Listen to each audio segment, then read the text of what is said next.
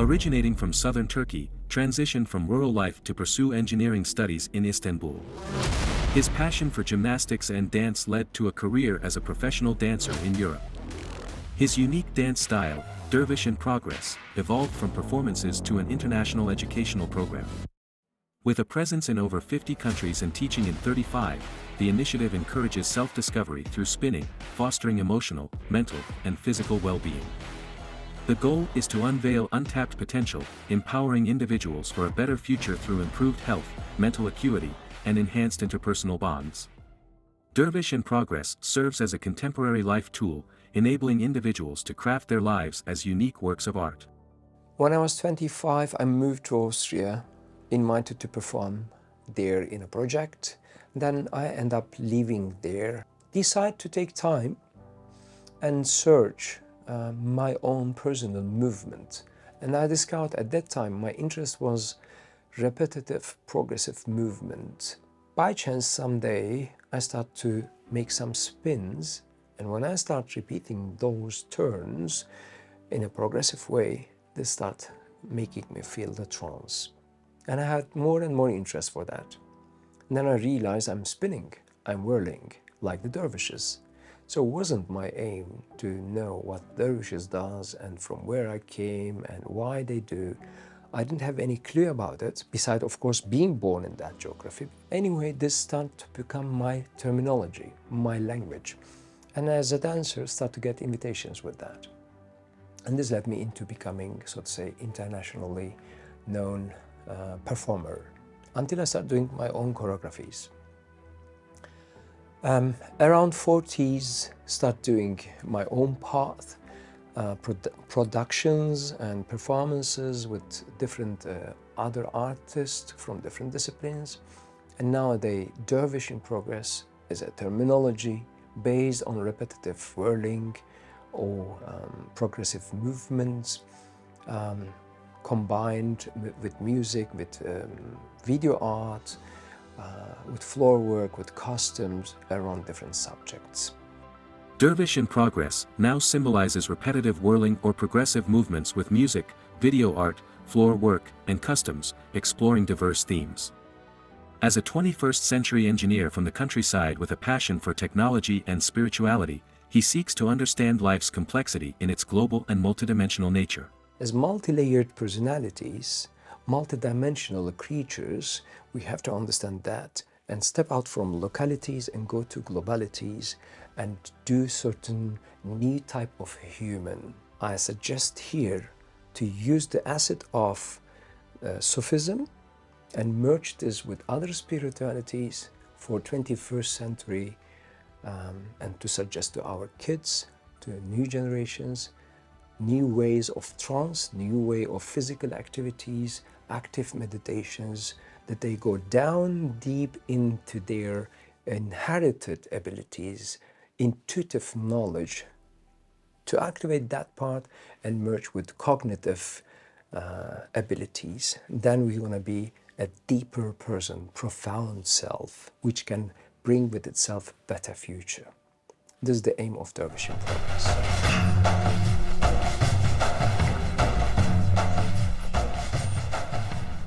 What does it mean to discuss the unknown, striving to become visible and accepted in reality, and how does the limited time frame of human experience relate to the vastness of the universe? We are trying to talk about unknown. We try to become visible, accepted. In reality, what we experience is very short, maximum 100, 120 years. And we believe we have an idea about this vastness. Actually, no one has any clue what means God, what means space. We move between the Zahiri, Batini, visible, invisible. We are connected with something in some forms. And we are physically here, and we talk about it. This is the intersection between DIP and Sufism. But at the same time, as an engineer, observer, and liked watching other cultures, then I saw actually all spiritualities talking about the same. Buddhism, Christianity, or African or indigenous different beliefs. life has stages and we go through. We pop up, consciousness deepen itself, spirit is there. If you combine these spiritual abilities with cognitive abilities and stay intuitive, we make us interesting self of ourself. And this profound self start to talk and share some ideas. And that's all what we do actually. All around the world is the same. This is the intersection. And in Sufism, they call Sharia, Tariqa, Haqiqa, Marifa. In Christianity, they call Lectio, Meditatio, Contemplatio, Oratio. So there are stages in life. First we get the lesson, then we implement this, think about it, and finally we understand it. And throughout understanding, we start to produce, to suggest, to talk. These 4 stages of life, tried with my choreographic abilities to put on stage, make it visible. Trying to show this naive person coming to world, popping up here, learning some skills, confronted with spirituality, suffering, not able to get to understand what is that, which costs years to understand it, and finally, so far, able to sit down and meditate. And finally, in the second part of the performance, I call it Dervish in Progress, the ability of being in contact with this unknown, with the batini, is the power.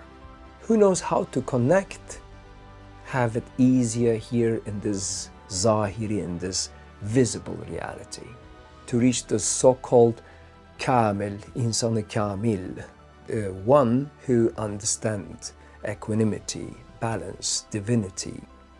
So therefore, we have to take off the layers. We have them in life. When we want to confront deeper self and meet others in this, so to say, upgraded level, just then we become trusty. Then we can hug each other or support each other with the knowledge we do have and with this transparency, and then we can share and care. So we do all those games, automatically love appears, and then everyone work for this unity. There are no more competition, no more division. How activities such as movement, breathing, impact various aspects of the human body and mind.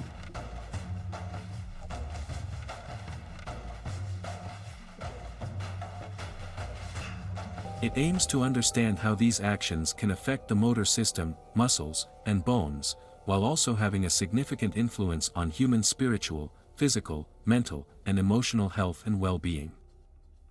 So movement and breathing create more energy in the body. So when we have more energy, then our brain active. When our brain active, then we activate also our emotions, because we produce more biochemicals. Then we start to become more emotional, more thoughtful, and then think many subjects linked to our personality in life. So this is what happened through movement, because spinning is one of the most powerful action, can move human spiritually, physically, mentally, emotionally. So when we practice regularly DIP, finally can be profound self.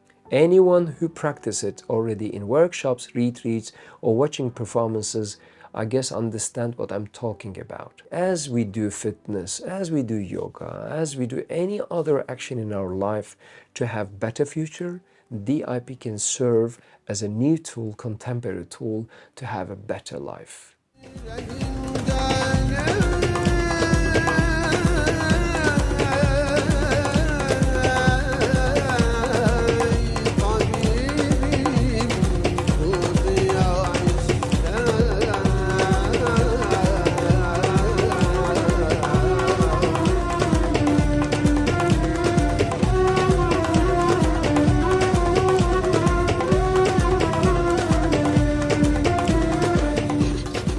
Applying these principles in daily life brings fulfillment through understanding interconnected experiences, enhancing personal well-being, and deepening connections with others.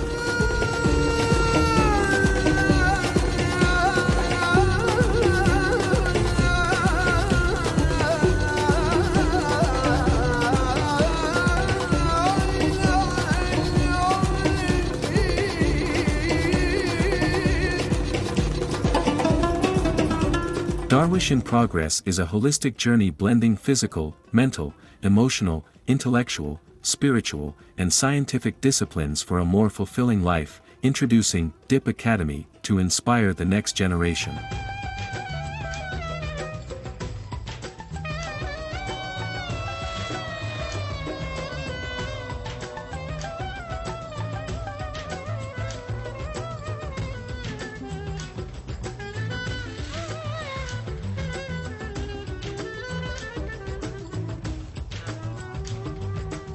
Talking about stages of life, actually, it would be important to mention the story from Sufism, the famous story, the conference of the birds, Simurgh.